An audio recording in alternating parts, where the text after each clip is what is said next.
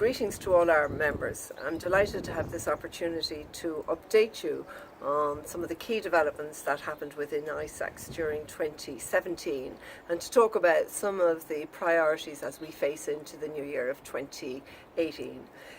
When you get this, you realise it's been accompanied by a great infographic which gives a very visual summation of what I'm about to talk to you about and will allow you access some more details. But let me start with our membership. During 2017, we secured 12 new members, bringing the total to 33.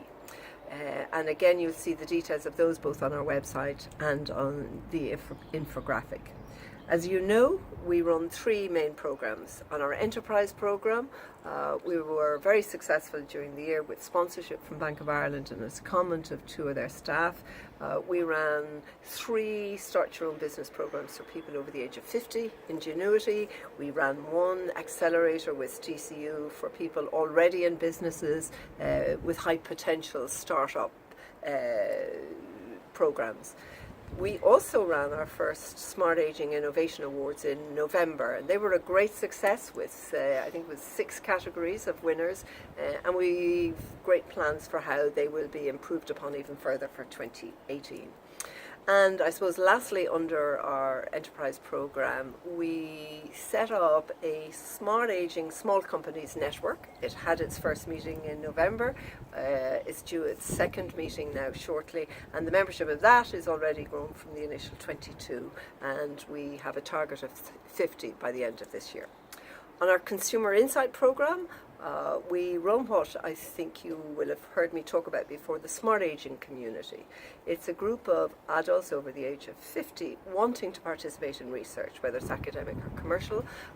That's now grown to 500. So I do encourage you to think about using it whenever you have a concept, a prototype, would like to do ethnographic research, trials, amongst the over 50 consumers. So talk to Anya Phelan about that. We took a decision as part of our plans to make Ireland the go-to place for trialling of new innovations for the over 50 consumer to become a member of the EIT HealthKig, and you'll get more details on who they are on our website. But we were successful in securing 5 projects, which is very high by those standards, and we're looking forward to delivering on those during 2018. Some really interesting projects secured on that. On our research side, lots been happening, working with our members in terms of seeking further R&D funding. And I suppose most significantly, we've set up a network now, the Smart Aging Researchers Network, involving all our academic members, with progress now being made on establishing a researchers directory and much more. On the collaboration side, which is part of the gel that makes ISAX work, we've had a number of successes. Part of what we do is encourage our individual members to collaborate with each other in small collaborations, maybe 1 or 2 or 2 or 3 companies. So one of them you will have heard us talk about, Electric Ireland and Home Instead, is a very good example of what happens when members have an aligned business interest and see an opportunity to work together. And again, more details on that on our website. On the sort of larger collaboration front, you will remember that we were successful in securing significant funding from one of our members, the Housing Agency, through the Department of Housing, to conduct major research into the whole market around smart aging housing. That report concluded earlier in the year, and we brought together 12 of our members to collaborate around our Smart Aging Housing programme last May.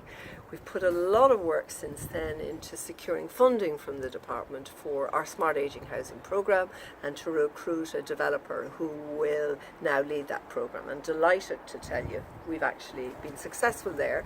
So you will see a lot of progress happening during 2018 as we seek to develop a series of clusters of smart aging housings across the country, probably in about 6 areas, as well as a lot of other innovations enabling people to stay living in their own homes.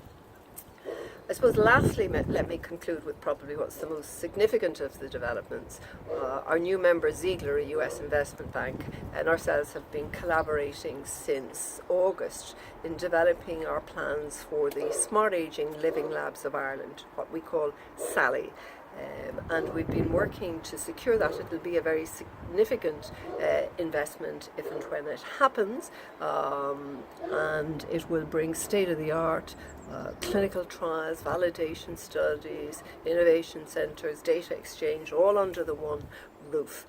If you want to get an idea of some of what that might look like, look at the Mercy Virtual site in the US, the Cleveland Clinic Innovations, and they're part of the models we're building all of this on.